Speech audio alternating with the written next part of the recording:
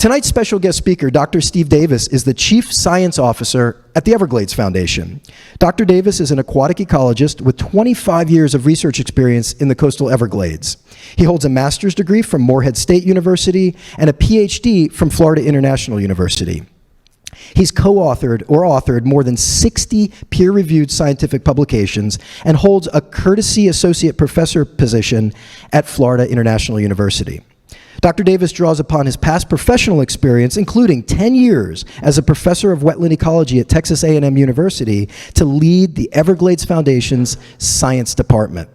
Tonight, Dr. Davis will tell us about efforts that are underway to reverse the damage that's been inflicted upon the Everglades over the course of the last century.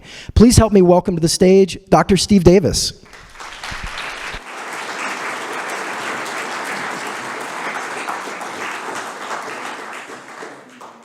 Thank you for that introduction, Zach, and thank you all. Really impressed by this turnout, but then again, I'm not surprised. I'm in Martin County.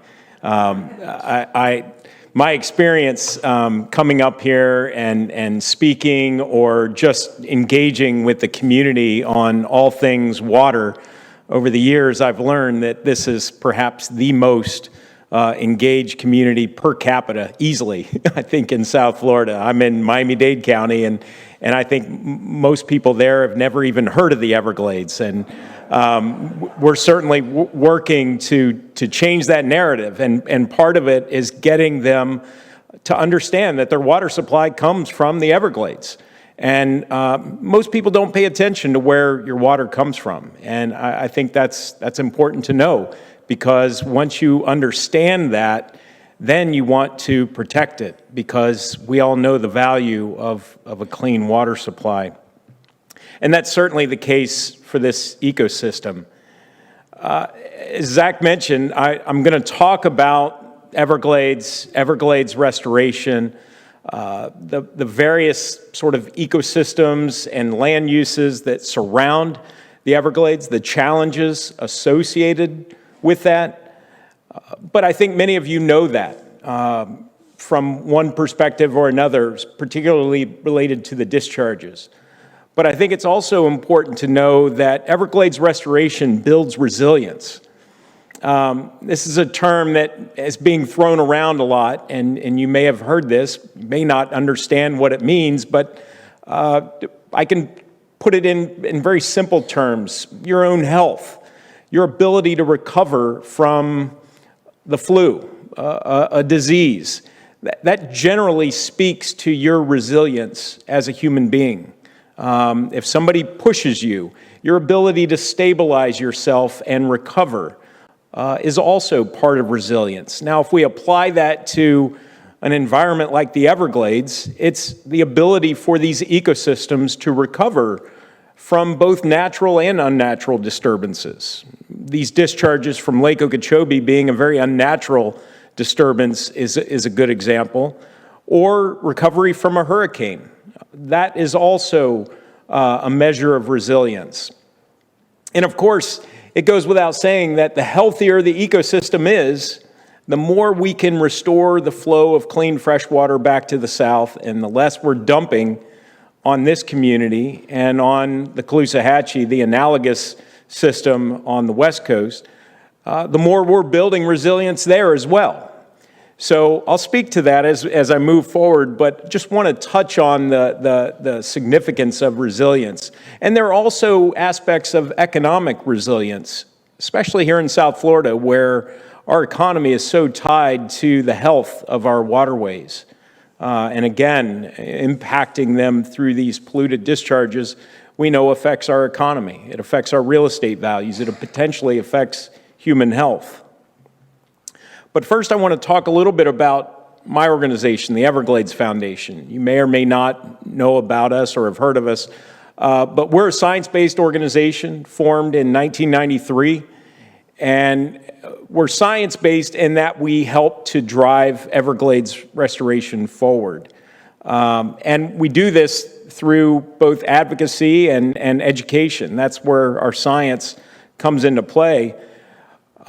But we have a team of scientists, and I'll introduce you to them shortly.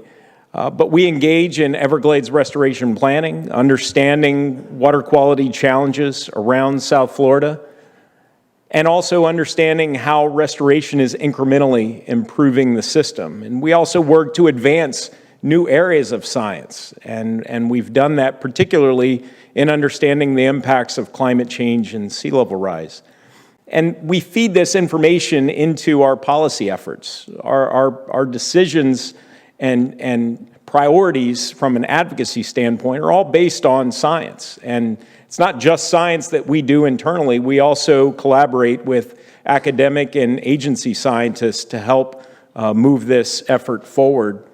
And then, of course, if we're not educating the next generation and future generations, then we're going to be in this futile cycle of continually repeating our efforts today. So we invest in a K through 12 Everglades literacy program that is expanding across the state and reaching nearly 200,000 students in the state of Florida to understand why clean water is important, why biodiversity is important, what Everglades restoration means. And so we have a team of 8 PhDs on staff at the Everglades Foundation in areas of economics, natural resource economics, resilience, and ecosystem science. And then, of course, the more traditional hydrology, water quality, water resource engineering, and modeling being at the core of much of what we do. But we work collaboratively internally, but again, we also collaborate with academic scientists at a variety of universities across Florida and agencies. We're collaborating with the Water Management District and the Army Corps of Engineers, U.S. Geological Survey, to plan these projects in a way where they deliver maximum benefit. Now, Everglades restoration isn't like restoring a car, where you're trying to take it back to exactly what it was historically when it rolled off the assembly line. It's working with what remains of the ecosystem and trying to reestablish both the water quality and quantity and the pattern of that flow from north to south. And obviously that wide flowing river of grass that initiated at the southern rim of Lake Okeechobee, over 100 miles down to the tip of the peninsula, much of that is now developed areas in Miami-Dade, Broward, Palm Beach counties. We're not going to get that back. So again, we're working with what remains of the system in a way to try to manage that roughly same amount of rainfall that we get every year in South Florida, and trying to reestablish the water quality character of that that we know is essential for the health of our ecosystems. So that middle area, I think the most obvious thing that pertains to this community is those brown arrows going to the east and also to the west from Lake Okeechobee, and noting that that wasn't a historical phenomenon. And I know many of you all know that, but it's important to clarify that. Much of the water in both those systems, and especially in the St. Lucie, it was generated from the local basin, and ensuring that that water is clean as well as part of the restoration plan. So you see that in a restored state, we see more blue arrows than brown arrows, and more of the balance of that flow going south rather than east and west. And of course, we have to acknowledge what's going on today. And Ed and Jackie Thurlow-Lippisch, they're our eyes on this ecosystem, and I'm sure many of you are familiar with their incredible photography, their generosity, and sharing their knowledge and understanding of the system. But this is literally what's going on at this time. And this year is not unlike what we saw in 2016, which was also another very strong El Nino year, where discharges began early in the calendar year. Only that year we know they persisted throughout the summer, and that's when we saw those horrible toxic blue-green algae blooms in the St. Lucie. And so, again, this is where we are, but what I say is this is why we're restoring the Everglades. This is why we're working to send that water to the south. Again, we know we need to clean it, store it, and flow it back to the Everglades. And much of this is in the comprehensive Everglades restoration plan. There were some projects that predated this, like Kissimmee River restoration, some of the works that are going on at Tamiami Trail. But much of the comprehensive Everglades restoration plan is about storage. And again, it acknowledges that we have this reduced Everglades that's compartmentalized, and it's also disconnected from Lake Okeechobee. So storage is really a critical part of reestablishing the natural flow rather than dumping it to this coast and to the west coast. And these are just some of the projects that are ongoing around the system or nearing authorization. These red projects, just to give you a sense of where they're distributed geographically. And take note, the Indian River Lagoon South component of the comprehensive plan, you're talking C44, C23, 24, C25. There's a lot of storage and treatment that helps to provide for the needs for both the North and South Forks of the St. Lucie. And so this region stands to gain substantially from Everglades restoration implementation. Many of you may not understand the politics of restoration, but this was a bipartisan effort and remains bipartisan. Our CEO jokes that if alligators and crocodiles can coexist in the Everglades, then certainly Democrats and Republicans can come to some agreement on the importance of this for Florida. And so we benefit from that position to this day. But we're also 24 years into Everglades restoration, and we're still talking about some of these critical projects that are yet to be completed. So our work is cut out for us, but we're up to the task and we're making progress unlike ever before in the past. This is a 30-year plan, and we're now in year 24. But again, we've got quite a ways to go. We need to maintain those funding levels and get key projects moving in order to reach that finish line of a restored ecosystem. It's also important to note that this is a 50-50 cost share. And so every dollar spent by the state is matched by a dollar from the federal government. And you might wonder why the federal government has a stake in South Florida. Well, they built this infrastructure. They caused the harm that we're experiencing to this day through that flood control system that they built so long ago, including the Herbert Hoover Dike. And so fundamentally, restoration helps us to address those water quality and quantity challenges. And again, this being an area of familiarity, blue-green algae, red tide on the west coast, seagrass die-offs in Florida Bay because of a lack of fresh water, fish kills, cattail expansion throughout the Everglades. All of these things are tied to the problems that we're trying to fix. And again, for those of us that live further south in the lower East Coast region, we derive our water directly from underneath the Everglades. That aquifer is recharged when water is in the Everglades. When the Everglades dries out, we run into water shortages. So it has water supply implications that go beyond just those of us in the lower East Coast, because water is what connects all of our ecosystems in South Florida. Maintaining flood protection is a critical component of this, and that's the needle that needs to be threaded with Everglades restoration. It's making sure that we're providing for the needs of our communities, providing for the needs of the ecosystems. Now, to the point of resilience, I've described what resilience means. This cutaway kind of illustrates how that works.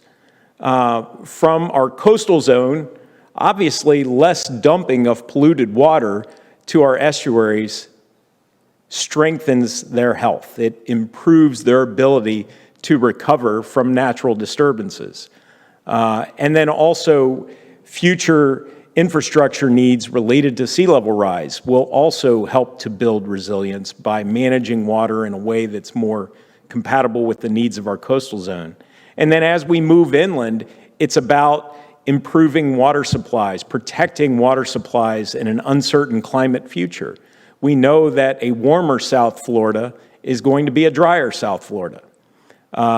That's without any change in rainfall. But we also know that extreme drought is becoming increasingly a result of climate change. And so having places to store water, rather than dumping it where we're wasting it effectively, having places to store water benefits our water supply and our communities. And then, of course, the benefits to the ecosystem of restoration also build resilience there as well. And I'll just say that we think about the discharges and the numbers that Zach was citing, the recent combined discharge to both coasts, upwards of 5 billion gallons per day in total. That number is hard to reconcile for many. But if we look at it from a daily water consumption, and I know that may not be the case for this community. I certainly use fresh water sparingly. But if the average person uses 100 gallons per day, 5 billion gallons is enough to meet the daily water supply needs for the entire state of Florida and the entire state of New York. So that's what we're wasting, in addition to causing all of that harm. So again, being able to store water, being able to send it south where we're recharging water supplies, we all stand to benefit from that. But it's a massive volume that's being dumped. The Kissimmee River has been restored. The segment of river that was channelized has been restored back to its meandering form. And this was a mistake that was made back in the 1960s when that 100-mile meandering river was straightened into a 50-mile canal. You see that meandering river now moving across that dark floodplain of the Kissimmee Valley. That river can now flood into its floodplain where we derive benefits from that, both in storing water temporarily, and we saw the benefits of that even going back to Hurricane Irma, but certainly with Hurricane Ian, being able to slow that flow of water into the lake. But it also provides water quality benefits and certainly habitat. And we're going to see the benefits of that continue on into the future. And certainly as we make efforts to restore water quality in Lake Okeechobee. And at the lake, we've seen the completion of repairs to the Herbert Hoover Dike. That issue of dike safety that led to the just god-awful Lake Okeechobee regulation schedule of 2008, the one that lowered the lake and resulted in more discharge. That's the schedule that we can now move past with a repaired dike and implementation of the new Lake Okeechobee System Operating Manual that we hope will be implemented beginning this year's wet season. That is a more equitable plan in that it doesn't just focus on the needs of special interests. It also considers impacts to these coastal communities as well as the needs of the Everglades to the south. So what we see is a pretty dramatic reduction in those stressful and harmful discharge periods from Lake Okeechobee going to east and west coast, not only the St. Lucie on the east coast, but also Lake Worth Lagoon in Palm Beach County, but also seeing substantially more flows going south to the Everglades, particularly during the dry season. So we're making progress there. South of the lake, that critical Everglades Agricultural Area Reservoir project is under construction, finally. We're seeing significant investment in that project. In fact, the Corps is ready to put out for bid the embankment contract on this project, which will be, I think, the largest single contract the Corps of Engineers has ever let on any of their projects. This will be about a $2.5 to $3 billion contract. We've helped to work out a continuing contract language that allows them to engage the same contractor moving forward between now and 2030, when we expect this project to be completed. This project, in concert with its stormwater treatment area and utilizing the existing capacity of stormwater treatment areas to send substantial volumes of lake water south, and also greatly reducing the volumes that are being dumped to the east and west coasts. Here's a drone shot of this, just one structure along this project, and that massive crane there looks like a Tonka toy next to that structure. This is one of many structures being built around the reservoir project that you could fit Manhattan inside. It's that large. So this project is moving. We're thrilled. And just thinking back to the discharges in the lost summer of 2016, at that time we didn't have this project authorized. We didn't really have the degree of hope that we have today. And knowing that by the end of this decade, we're going to have a project completed, nearly operational, and ready to deliver benefits. This just occurred recently, where the South Florida Water Management District began hydrating the first of 3 cells of this new stormwater treatment area. The goal here is to create a wetland, and that wetland supports vegetation that will do the heavy lifting of phosphorus pollution removal, so that we're ensuring clean water goes south. Not unlike the features that are already in operation, like the A1 flow equalization basin and the STAs that are currently in existence. These, you can see the remnants of the old ag fields that are still there on the landscape, but these wetlands, if you're actually in them, you would think you were in the Everglades. You see many of the same plants and many of the same animals. It's just they're managed for phosphorus removal. Of course, the C-44 reservoir and stormwater treatment area along the St. Lucie Canal, that project is moving along. That will greatly improve the local basin contributions, the timing, the quality of those flows. It will also do a little bit of lifting with regard to lake discharges, but this project was primarily planned to deal with the local basin contributions. And you see that project on the right. They're working through some operational testing, some issues that they've identified, which are not unusual when you go through that operational testing. But we hope to see this project online soon, as well as the C-43 project along the Caloosahatchee. It's interesting, people talk about the reservoir that's being built south of the lake.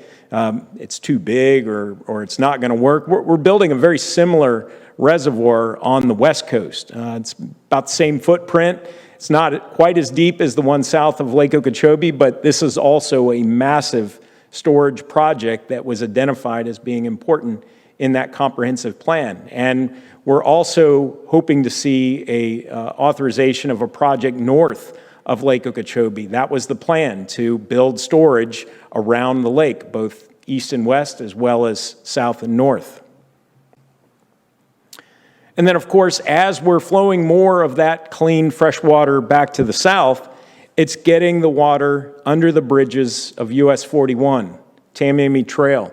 That road was the original dam across the River of Grass, built in the 1920s. We now see water flowing freely under these large segments of Tamiami Trail, 3.5 miles of bridges, for the first time in nearly a century. So we're seeing successes there as well. And I think this image illustrates it better than anything, because on the right is Everglades National Park. And those wetlands, one of my colleagues at Florida International University has documented that they're already showing wetland condition 3 months longer out of the year than they were prior to the construction of those bridges. So we're seeing benefits there. My wife and I kayaked under one of these bridges, and we actually looked out from the park back at the bridge, and it was just incredible to see that continuous sheet of water extending all the way out there beyond the bridge into the canal. And for a period, that's how water is going to be managed, by raising water levels in that canal to where we can push it further into the park. And people ask, are the bridges working? We're not sending additional flow south because the reservoir hasn't been built yet, but just plotting the data and looking at both the dry season lows that I've highlighted in red and the wet season highs, and we don't need to employ statistics or any technical analyses here. It's pretty clear that the wet season highs are about a half foot or so higher with the bridges. This is downstream of those bridges. And the dry season lows aren't as low. So it goes without saying, this is more of a wetland than it was just 10 years ago. And of course, as we send more flow south and we're able to raise water levels, we can achieve even more flow and hydration of those wetlands. And the final piece to this project is taking place right now. If you've driven Tamiami Trail from Miami to Naples, you see the road construction that's going on between those bridges. And what they are doing there, and this will continue for another 1.5 to 2 years. We hope this project's finished by the end of 25, but it could go into early 26, is that they're building a new roadbed connecting these bridges and also installing some smaller 60-foot bridges in between. And what that will do is it will elevate the water level constraint that currently limits our ability to send water into the park. It's currently constrained at 8.5 feet above sea level, because that roadbed that they're removing ultimately is the original roadbed built in the 1920s. So it's low, it constrains our ability to send water into the park, and the new roadbed will be built about as high as those Jersey barriers. And so if you drive out there, you might see a new road just beyond those Jersey barriers. And that road is being built immediately adjacent. Once it's completed, they're going to rip out this old roadbed, and we'll be able to raise water levels and send more into Everglades National Park. And of course, as we do that, getting back to that importance of flood control and ensuring that Everglades water stays in the Everglades. And it's a challenge in South Florida because the geology is incredibly porous. Our goal is to put water in the Everglades on a landscape that's roughly the same elevation as the ag land and some of the developed communities immediately to the east. So how do we do that? Well, we're building underground walls. And this trencher from Texas is the means by which we can do that. And it was kind of a game changer when this trencher came along, because the cost estimates for building these seepage barriers, we call them, 20-some years ago was upwards of $100 million per mile.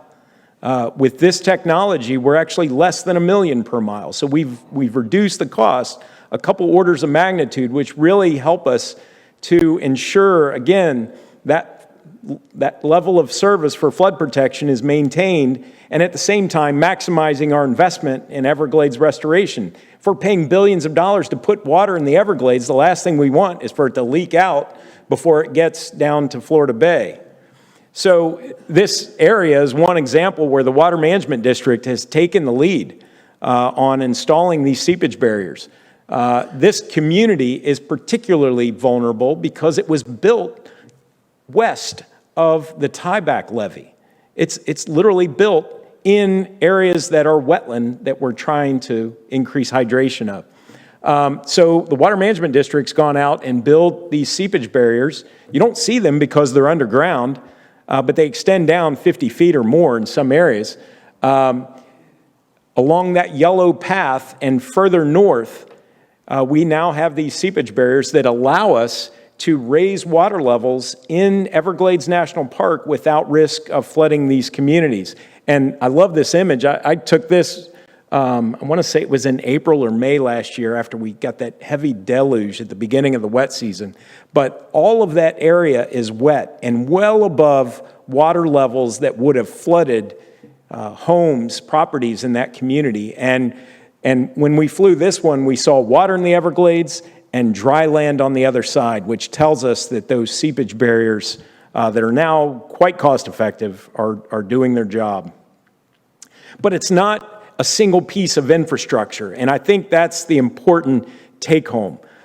We've been at this 24 years. It took us a while to start getting these projects under construction, but as we're ticking off these pieces, and the components around Tamiami Trail, I think, are the best example of this. As we add infrastructure, we grow our capacity to manage water in a way that's more compatible with the needs of the environment and our built communities. And so it's not just the bridges, it's not just these seepage barriers, it's all of this infrastructure operating collectively that helps to improve the environment and build resilience. And of course, as we're sending more water into the Everglades, it also helps to preserve the peat soils in this ecosystem that accumulated over millennia, centuries to millennia. This ecosystem builds up this organic soil, and it takes a long time to build it up, but when we dry out the Everglades, we lose it very rapidly. And so in the degraded areas of the ecosystem, we've seen substantial elevation loss simply due to peat soil oxidation. And the way to think about this is your compost pile. If you add too much water, your compost doesn't break down. You've created a wetland, basically, in your compost pile, if that's the case. So that stuff stays there. It doesn't break down. But if you keep your compost just a little bit saturated to where oxygen can get in there, it breaks down very rapidly. It's desirable from a compost pile's perspective, but it's not desirable in the Everglades because this peat soil adds the elevation that provides the variety of habitats that the species out there depend upon. So protecting peat soils is important from that standpoint, but it's also important from the landscape scale. We're talking millions of acres of Everglades that could potentially support this peat growth and accumulation. That is carbon.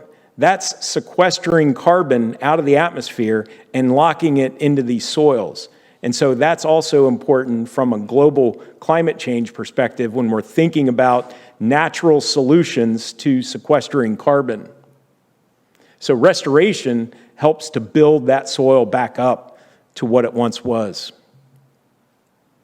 And then, of course, moving water through that ridge and slough landscape of the Everglades with tree islands, those teardrop-shaped tree islands that, again, all of these landscapes work together to drive the ecology of the ecosystem. But we can lose them very rapidly by drying them out for too long. This is an area of the Everglades where that habitat has been well preserved. And so we use this as an indicator of sorts of health and a target for restoration. As water makes its way through those freshwater wetlands, it eventually reaches the mangrove shoreline. And we have the largest contiguous mangrove forest in the United States here in South Florida as part of the Everglades ecosystem. And this is an incredible place of habitat, water quality improvement, shoreline protection, carbon sequestration, you name it. But as good a PR firm as mangroves have, and they do get a lot of attention, seagrasses are equally important. And you all know the value of seagrasses here being on an important estuary. Those seagrasses provide critical habitat. They help to anchor the sediment to the bottom. They're improvements to water quality. They sequester carbon. They do all the same things that mangroves do. It's just they often go unnoticed because we don't spend enough time looking at them or being underneath the water. But they're really special places. And Everglades restoration, by sending more of that water south, we're improving the health of these mangroves and seagrasses in Florida Bay and at the tip of the peninsula. We're also improving those same conditions up here because we're not dumping that polluted water unchecked to both of these coasts. And I mentioned Florida Bay. It's the finish line for Everglades restoration and getting water through these flow paths, those blue arrows, as opposed to the red lines where the current canals and infrastructure veers that water off track. Restoration will help to restore the volume and the pattern of these flows ultimately down to the coast. Currently, Florida Bay receives less than half the fresh water that it received historically. So getting more of that water across Tamiami Trail down to this end of the system is desirable and ultimately a goal for Everglades restoration. And it's really this area, this bullseye between those flow paths that we run into the most detrimental problems when we're in a drought, when there's basically no water in Everglades National Park. The water's all tied up further north, and this area, we see salinity levels more than double the salinity of ocean water, and that's devastating for seagrass and the health of those habitats. In fact, in 2015, we saw a pretty massive seagrass die-off of about 50,000 acres of Florida Bay went belly up. And this area in particular, I don't know if any of you have ever fished Florida Bay or the Keys, but snakebite is one of the most important recreational fishing areas in this entire ecosystem. And it was just devastated by that 2015 seagrass die-off. This was a photo I took last year. The bay is still in recovery 9 years later. We had a similar die-off occur in the late 1980s. It took 20 years to get Florida Bay back to where it was, only to have another die-off event occur 4 years later. So we're nursing this system along, but we're also seeing the benefits of those bridges. The fact that those wetlands downstream of those bridges are hydrated longer is also benefiting the flows down to the coast and into Florida Bay. And the best example of that was this past summer, July of 2023. You all recall the incredible stifling heat that we experienced this past July. There were water temperatures in Florida Bay that were hotter than the atmospheric temperatures. We had water temperatures in some of these basins get up over 100 degrees. That's just incredibly stressful for these coastal environments. There are two things that really decimate these ecosystems. One is oxygen concentrations, and oxygen concentrations are affected by temperature.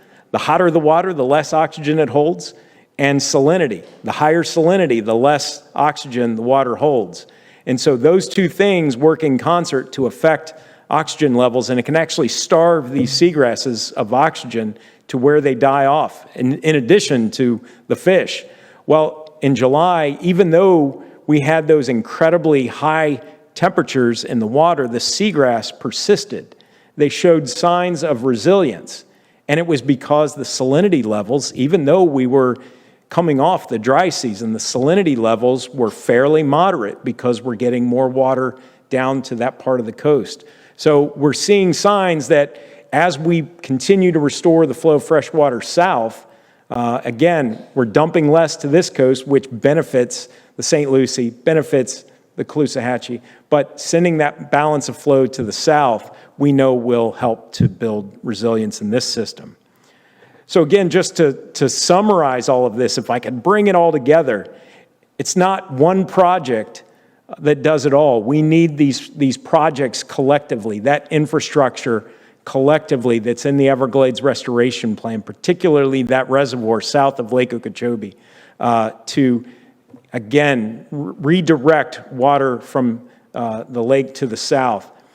That infrastructure also depends on us meeting water quality standards. And so we need the treatment to not only restore the ecosystem, but to build resilience. And then, of course, with the infrastructure, with that clean water, we can operate all of this water management system collectively in a way that's more compatible with the needs of the environment and our communities. And certainly our economy is a big part of that. So I'm going to conclude here. We know the problem. Hopefully you all have a better understanding of the solution.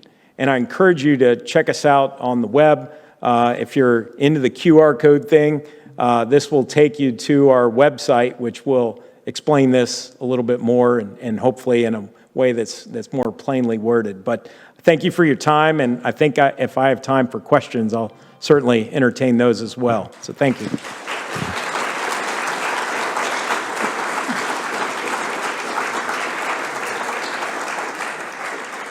I'll go back here in case anyone wants to pull out their phone. Yes, over here. So Steve, once the catch basin, or whatever you call it, the reservoir south of Okeechobee is built, then the flows that are currently being sent out, the Caloosahatchee and the St. Lucie, those will go, they'll be lessened. But it sounds like that dirty brown water will then screw up these nice estuaries you're trying to build. So how are you, I mean, it seems like you have to clean the water before you release it. And where do you stand in that process? Yeah, and first of all, I want to point out something you said at the beginning of your question, which was, so if we're sending more of that polluted water to the south, how are we ensuring that it's clean? And the first part I just want to make very clear, if it's not, is that Everglades restoration was not planned to eliminate discharges. During the extremely wet periods and the period of record that we model, there is still some discharge. But we're talking taking a substantial bite out of those discharges and ideally eliminating them altogether, particularly to this coast. There's still a need for some lake water on the West Coast. So the challenge is storage and then treatment and then conveyance. The reservoir itself provides the storage. I refer to it as the bypass surgery for the Everglades. So you got to reconnect the lake back to the south, and you do that through the existing canals and through that massive storage capacity. But the water just doesn't sit there. You're ideally flowing water out of it into that network of treatment marshes that cleanse the water before it then goes south to the Everglades. And we have a water quality standard that is based on phosphorus. Phosphorus is a component of fertilizer. I'm sure many of you are familiar with the impacts of phosphorus, but it wreaks havoc on our waterways as well as the Everglades. And there's a water quality standard that needs to be met before that water can be sent to the Everglades. So ensuring that we have sufficient treatment capacity is a big part of all of this. Challenge is it's an uncertain science. We're really setting the bar as a state globally for these massive treatment wetlands, how they're optimized, how they're utilized, what their capacity is. And so, you know, ensuring water quality is essential to meeting success, not just with that project, but with all of Everglades restoration. You have a follow-up? Just a quick follow-up. I'm from Boston, and 30 years ago, Boston Harbor was like the dirtiest body of water in the country. And they built this massive sewage treatment plant on Deer Island. And people strike bass fish like right downtown Boston now because the water's so clean. Is there a way to use that technology to sort of clean the water before it gets sent into the wetlands? Well, so the question referenced the successes in Boston Harbor, and there are other similar systems that have seen analogous success in improving the quality of inflows going into the estuaries. Tampa Bay is a good local example until Piney Point came along. Municipal wastewater treatment facilities can do a lot, particularly compared to what septic does in these incredibly porous soils of South Florida. But wastewater treatment facility is not going to meet the water quality standard for the Everglades. You actually have to get it down, get the phosphorus levels down to about the concentration you find in rainfall in order to meet the needs for that end of the system. And that's what these wetlands are capable of if they're not overloaded. And so we're also looking at ways that we could potentially reduce those loads that do place a burden on those stormwater treatment areas, those managed wetlands that are largely paid for by taxpayer dollars to clean up that pollution. I see Zach's hand up. So we've got lots of great questions from our online audience as well. So we're going to kind of flip back and forth between our Zoom viewers and our Blake Library audience. We have a question about water quality in the STAs. The attendee asks, could you talk about the plan to meet water quality standards in STA 2 and 3-4 to ensure that the full amount of water can be sent south into the estuaries in the Everglades? It seems like currently some of the stormwater treatment areas are not meeting water quality standards. Well, that's a question that would require a pretty lengthy answer. I'll just say that the state is going through a process called restoration strategies that entails some upgrades and some additional features to the existing network of treatment wetlands that we have around the southern edge of the Everglades agricultural area. And the goal there is to meet what's called a water quality-based effluent limit, which helps us to achieve that water quality needs of the Everglades. We're not quite there, but at the same time, we're not to the point of where compliance is beginning. And so my understanding is that those features will be completely online the end of 2025. And the way we go through compliance testing is that it has to encompass an entire water year. And that water year begins sort of the middle of 2026 and would continue to nearly the middle of 2027. So we will know by the end of 2027 whether those restoration strategies fixes were sufficient, whether we need more treatment. And believe me, there are a lot of people that are paying attention to this, and we're working to ensure that we meet that milestone, because then we've got this new stormwater treatment area that's coming online with the reservoir that has to demonstrate effectiveness.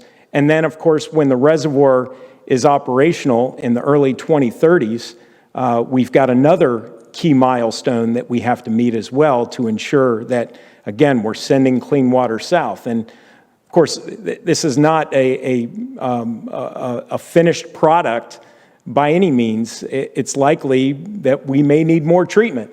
Many people say that, but we don't know exactly what those needs are until we get there.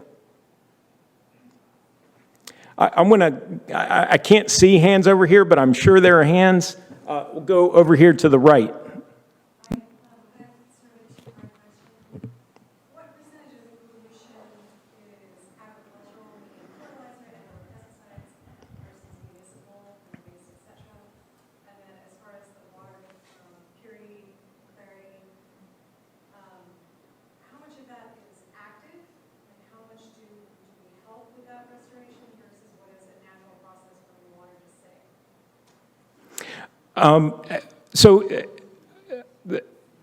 I don't know if this fully addresses your question, but and correct me if I get this wrong, but you're basically asking how much of this pollution is coming from agricultural sources and how much is coming from other sources. Yeah. Around the entire system, we've looked at this. About 3/4 of the pollution is agricultural. The rest is our footprint, and that could be everything from fertilizer application to septic to even municipal wastewater treatment facilities are a source of pollution. Granted, it's much better than the raw product, but they do a good job. But encompassing all of those sources, agricultural sources, even north of Lake Okeechobee, agricultural sources are the primary source coming into the lake. And how much of that is resolved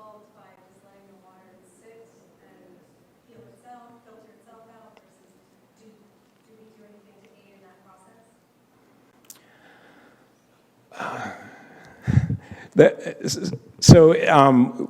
do we do to clean up those sources of pollution? There are a variety of things that can be done. From sort of the most obvious, the cheapest way is to just keep it out of our water, right? So stop the source of pollution at its source, and hold the polluters more accountable. That would be obvious. And there are best management practices that can be implemented to reduce that footprint. But ultimately, the challenge is many of our landscapes and water bodies have so much of a legacy pollution in them that, and Lake Okeechobee is a good example. If we could just magically snap our fingers and remove all those new sources from the watershed, we're still going to see pollution coming into Lake Okeechobee because there's a significant amount of legacy pollution in that landscape, in the soils, that will continue to contribute pollution to the lake. There's also a substantial amount of legacy pollution in the lake that even if we could somehow clean up the watershed and ensure clean water coming into the lake, there's so much legacy pollution in the lake that the lake is nearly self-polluting now, especially when we have storm events that blow over the lake and stir up that polluted muck on the bottom. We have big challenges.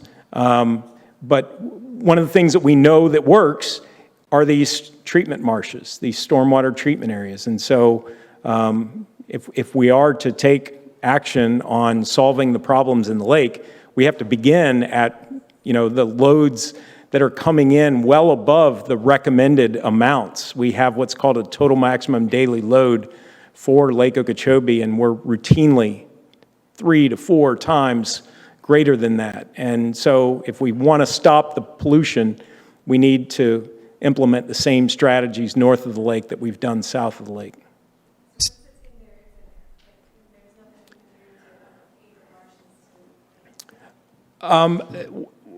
Well, so the question is, once it's in the marshes or once it's in the water bodies, is it just there? And we don't fully know the answers to that. We don't know how long that phosphorus can be locked in those soils or in the sediment, say in the bottom of Lake Okeechobee. There have been proposals to dredge it. There have been technologies proposed that can either cap that phosphorus on the bottom or remove it safely somehow.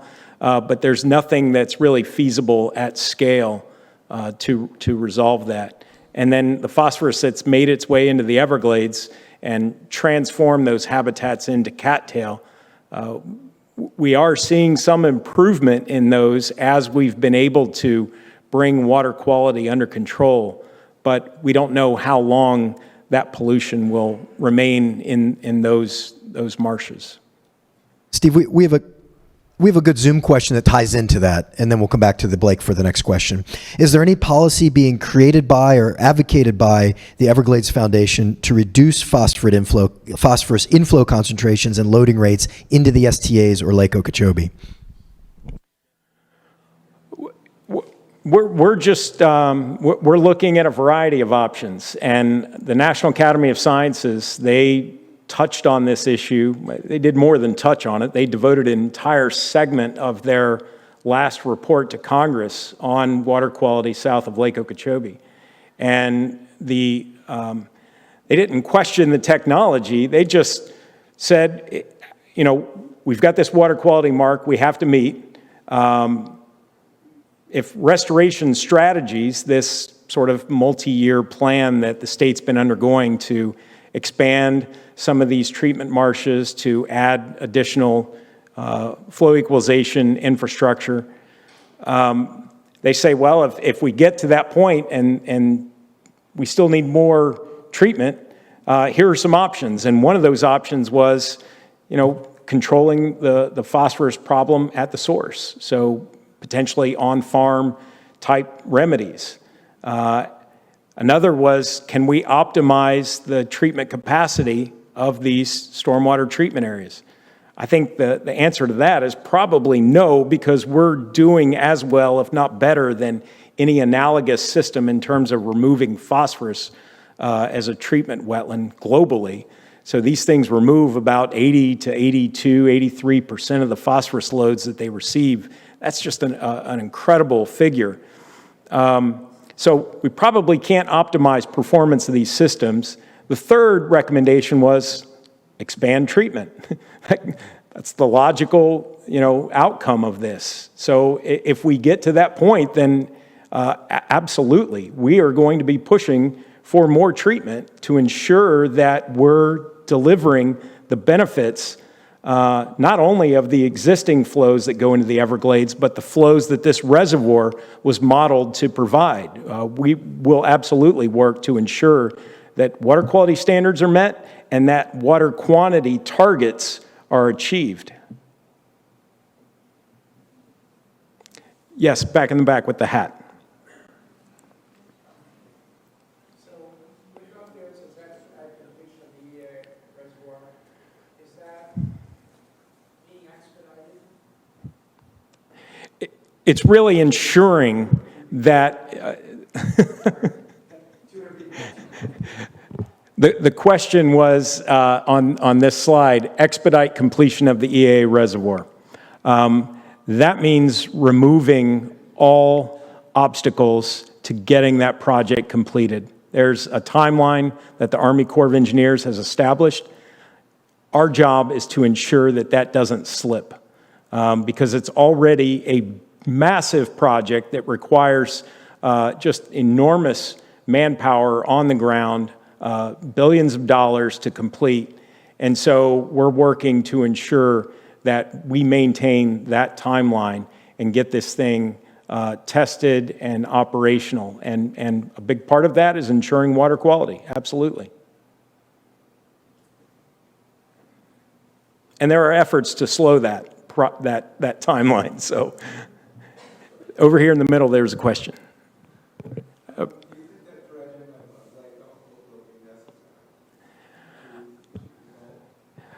Well, I think that ultimately the solution for Lake Okeechobee, you mentioned dredging, I think ultimately the solution is going to have to be something that's scalable, that's safe, that doesn't contribute additional harm to that ecosystem.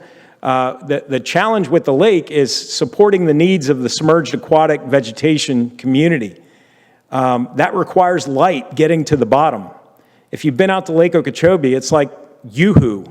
Light does not penetrate the depths of the lake needed to support healthy submerged aquatic plant communities, which has a positive feedback on the quality and character of the water. So currently, the strategy is to try to keep the lake low. And we know that that's a challenge. The solution is trying to clean up the lake as much as we can. Dredging would obviously add issues of cost, of time, of lost recreational value of that ecosystem. As of yet, we don't have a viable solution, in my estimation, for cleaning up the legacy pollution in the lake. It may take a technological breakthrough, innovation and water quality improvement technology to solve that problem. It's just a massive ecosystem. We're talking upwards of 700 square miles. And that plume of phosphorus-rich muck on the bottom encompasses upwards of a third of the bottom of that lake. So it's a challenge. But in the interim, we got to work to send that water south. Instead of dumping polluted water, let's send it south where we can store it, clean it, and ensure that it's going back to where it once went.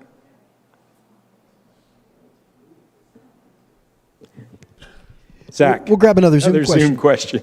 Do we have the ability to measure the amount of phosphorus being allowed to run into the lake from the surrounding farms, i.e., can we measure agricultural accountability?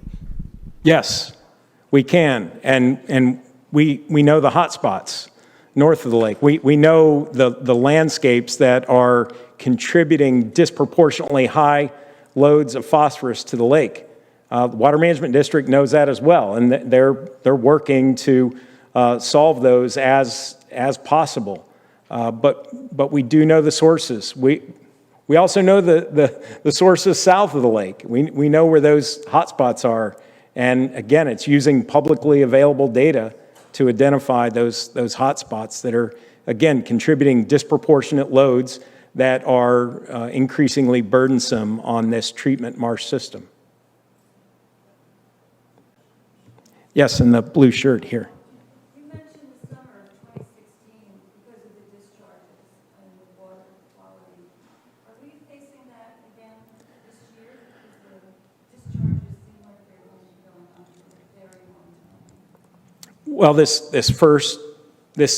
phase of discharges, it's really kind of a wait and see scenario, and it's important to recognize that the conditions in the lake today can be traced back to Hurricane Ian. So we're talking October, late September 2022. Lake levels jumped 3.5 feet. No discharge. In fact, we had capacity in the lake because we began that wet season with a lower lake, which is one of the objectives of this Lake Okeechobee System Operating Manual. Lower the lake in the dry season by sending water south. You add capacity then for wet season rains and potential storm events. So the lake absorbed that, right? 3.5 feet, shot up. We then move into 2023. The Corps obviously recognizes the impacts of discharges. So we make our way through the dry season of 2023 into the wet season of 2023. But on the horizon, we saw an El Nino developing. So again, we're in the summertime. Try to avoid discharge because you run the risk of spreading toxic blue-green algae to both coasts. And increasingly, the Corps is sensitive to that. They're also sensitive to exacerbation of red tide on the Gulf Coast. So we made it through the summer without the need for discharge. And again, the lake is still up because of, going back to Hurricane Ian.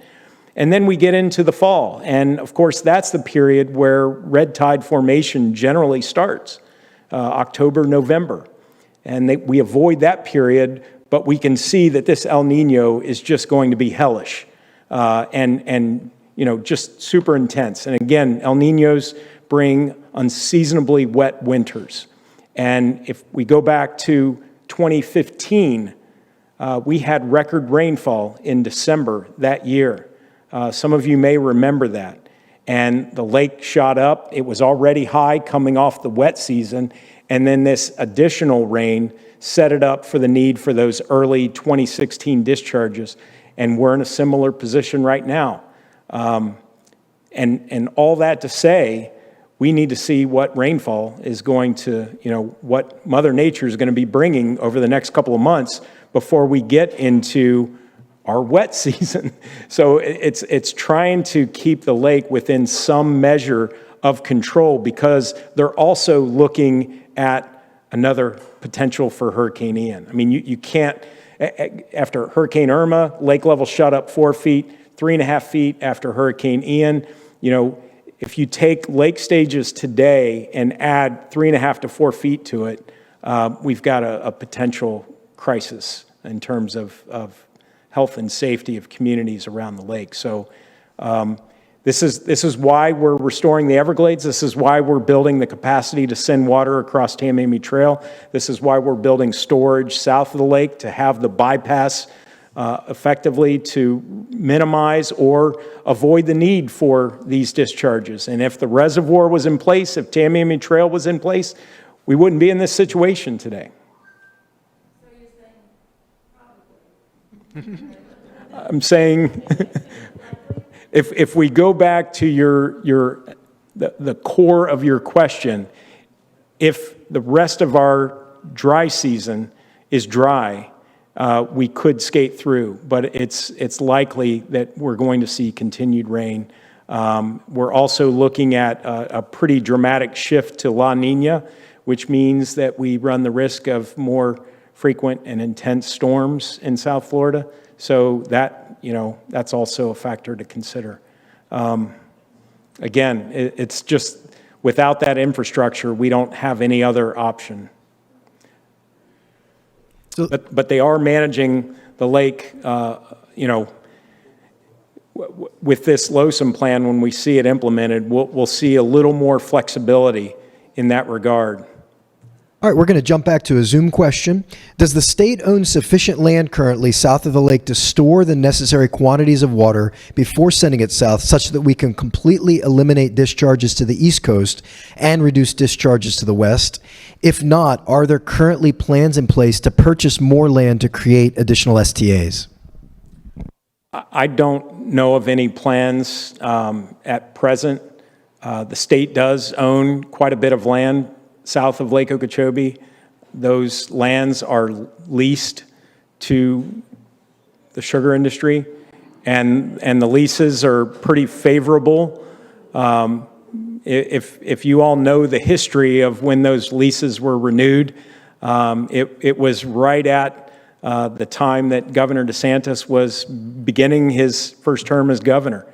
And those leases were renegotiated and executed in a very, industry favorable way. And it obviously upset the governor because one of his first orders was to fire the governing board of the Water Management District when he took office.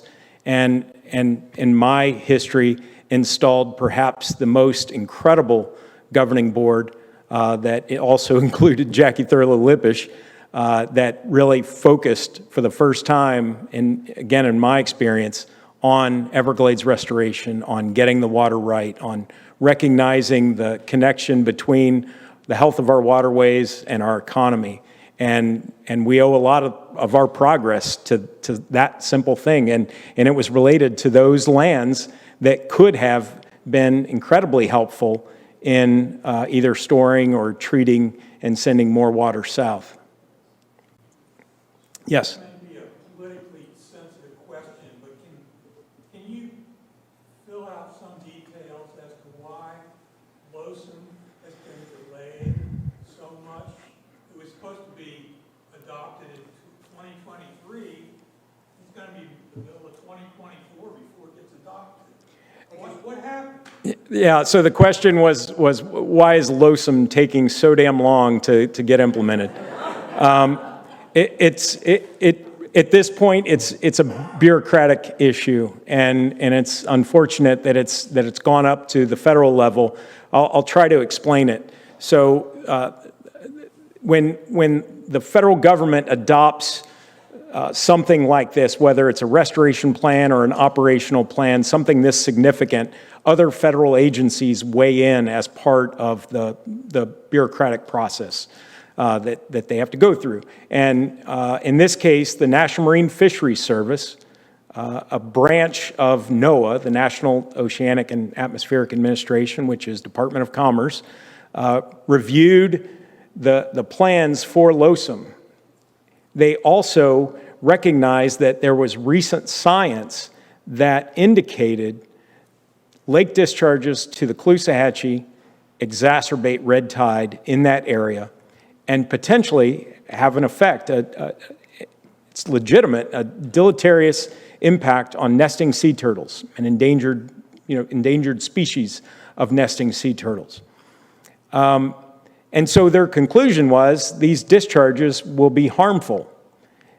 Well, from a federal position, that's actually desirable for all of us. We want the federal government to say, yeah, these discharges are awful. They not only impact endangered species, they impact us, they impact our economy, the health of our environment.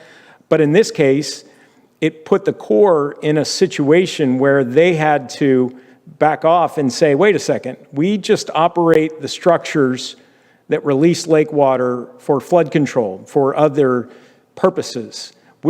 Water quality is not in our purview. The impacts of that water quality, shouldn't preclude our ability to manage the system in a way that we have to achieve our objectives, which, again, it's flood protection, it's navigation, it's that sort of suite of uses. And so that's what's held up this process. We hope that, and we get every indication from Jacksonville that they're pressing forward. And it's because LOSUM actually does better than the current lake schedule.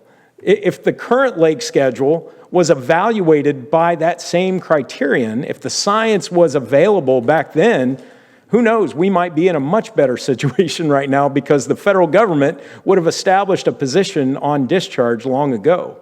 But we are where we are. We hope to see that plan implemented this summer. And that means that we will see a record of decision very soon, because then it has to go through a 90-day period for commenting. So if we want to get to that June 1 deadline, then we need to see that moving quickly, or July 1 deadline. In the back. If you had said, you ended that sentence with something is slowing, there's an effort to slow it down. What is the effort to slow down the reservoir?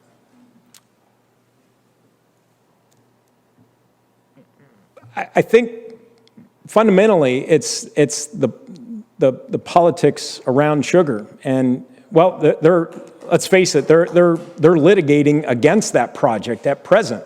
I believe all three sugar companies are trying to fight that project in court because somehow they claim that it erodes their water supply, yet they actually get water from that project. You may not realize that. They get water from that reservoir project. So it's those efforts to try to undermine the timeline that we're on. And, it would be great if everyone realized the value of that project. That is, widely recognized as the most critical project. It was from the outset. It may not be the area that was defined in the comprehensive plan, but that wasn't written in stone. It was really just a guide, and more than anything, identified the volumes that we need to send south. And of course, we will work to make sure that the water quality standard is met without erosion of water quantity benefits. So you got to get the project built before you can solve those kinds of problems. And for the sake of our home audience, the gist of that last question related to the factors that are slowing the completion of the EAA reservoir. So I'm going to grab another question from our Zoom audience. Steve, you talked about the improvements that are being made around Tamiami Trail to increase water flow. Are there similar plans in place to improve water flow south of Alligator Alley and the surrounding canals that run parallel to it? Yeah, I kind of glossed over that part of the system, and there's components that entail 12 miles of backfilling of the Miami Canal north of Alligator Alley. That is substantial in that it helps to push water out onto the marsh to restore sheet flow in the River of Grass. That's a major objective. Further south in those water conservation areas, there's a key component called decompartmentalization. It's a big word for just breaking down barriers to flow and trying to reconnect some of those compartments in a way that allows us, again, to restore sheet flow into Everglades National Park. Alligator Alley itself is not a constraint, so there are no plans focused on Alligator Alley per se, but north and south, there are key projects that help us to get water flowing in the right pattern and distribution. Yes? Comments I've been told about with the rebuilding of the Hoover Dike to, safe levels. The reservoir can be raised up to 23 feet. Secondly, the gates that release the water, at least to St. Louis, are on the bottom of the reservoir. So we're getting the flood water. Why don't they change the gates to the top of the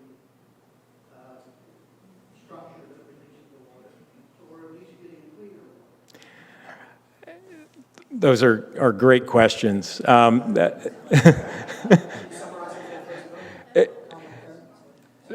I'll start with the second part. So the question was about structures and where they release the water from the bottom, which obviously carries more sediment and more of that bed load downstream that's not desirable from a water quality perspective, to releasing from the top, which might be better water quality.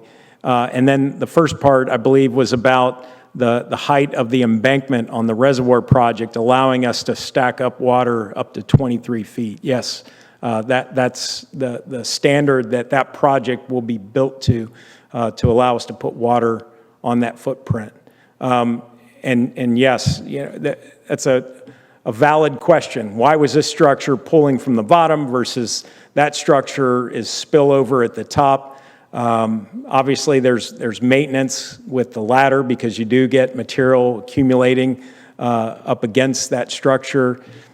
I can't speak to that. I can only say that I am sure when that structure was built, lake water quality was not nearly as bad as it is today. So I think if they could do it all over, they would probably do it the way you would prefer it. Unfortunately, folks, I know we've got some unanswered questions both here in the audience and on Zoom, but that's our time for tonight. Can you help me give Dr. Davis another big round of applause? Thank you. We like to leave the library on our own volition rather than getting thrown out. So we only have a few minutes left before we have to be out of here completely. But thank you all for attending tonight. What a wonderful Q&A session. I hope to see you here in a week. Cynthia Barnett is a phenomenal speaker, wonderful author. She's going to be doing a book sale starting at 6, and her presentation will start at 6:30. Take care, everybody. Have a great night. Thank you.